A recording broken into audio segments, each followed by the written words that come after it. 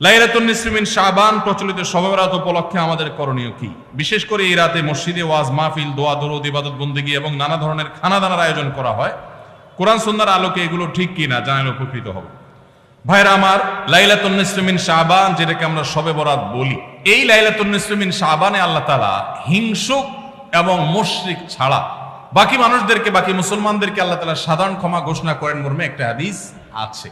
এছাড়া আরো বেশ কিছু হাদিস আছে যেগুলোর কোনো না অনেকগুলো সনদের মধ্যে কিছুটা দুর্বলতা আছে, কিন্তু মোটের পরে এ রাতের ফজিলত সুসাব্যস্ত এবং প্রমাণিত।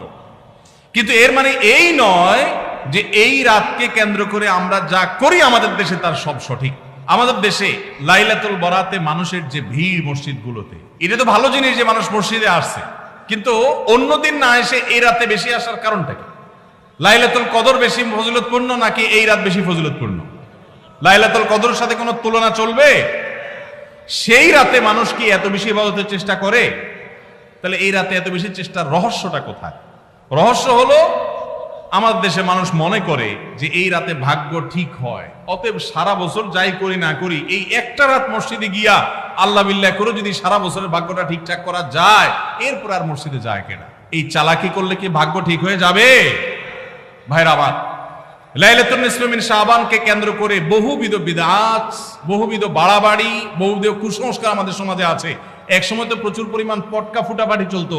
আলহামদুলিল্লাহ, প্রশাসনের ভাইয়েরা প্রতি বছর নিষেধাজ্ঞা আরোপ করেন এবং এটা অনেকটা কমেছে, যেটা আমাদের নিরাপত্তা হুমকির মধ্যে আমাদেরকে ফেলে। দিনের নামে আমরা কখনো সেগুলো করতে পারি না। অনেক মসজিদে আলোকসজ্জা করা হয়। আলোকসজ্জা তো আপনি এমনিই করেন সারা বছর, কিন্তু এই রাতকে কেন্দ্র করে আলাদা করে আলোকসজ্জা করা, এই রাতকে কেন্দ্র করে ওই যে হালুয়া রুটি খাওয়ার একটা ব্যাপার এখনো আমাদের দেশে কোথাও কোথাও আছে। অনেকে মনে করে নবীজির দাঁত মোবারক শহীদ হয়েছেন উহুদের ময়দানে, তো তিনি হালুয়া খাইছেন, সেজন্য আমরা ভালো দাঁতে হালুয়া খাই। নবীজির দাঁত ভাঙে হালুয়া খাইছেন, আমাদের আস্ত দাঁতে আমরা কি খাই? হালুয়া খাই।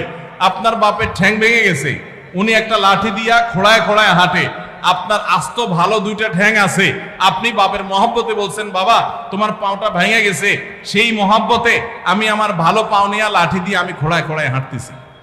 কি বলেন? বাপ খুশি হবে? খুশি হবে? বলবে এটা তো বেয়াদবি, তামাশা করতেছ আমার সাথে, আমার ভেঙাইতেছ। নবীজি সাল্লাল্লাহু আলাইহি সাল্লাম দাঁত মোবারক শহীদ হয়েছে বাতিলের বিরুদ্ধে জিহাদ করতে গিয়ে। আপনি বাতিলের সাথে আঁতাত করবেন আর হালুয়া খায়া নবীজির সুন্নাত আদায় করবেন, এর চেয়ে বড় হাস্যকর জিনিস আর হতে পারে না। অতএব সব ধরনের বাড়াবাড়ি কুসংস্কার আমাদের বন্ধ করতে হবে। এমনকি এই রাত উপলক্ষে মসজিদে দোয়া দরুদের জন্য সমবেত হওয়া, এ রাতে মানুষকে ডাকাডাকি করে একেবারে এ রাতের ফজিলতের জন্য মসজিদে সবাই একত্র হওয়াকে যারা জরুরি মনে করে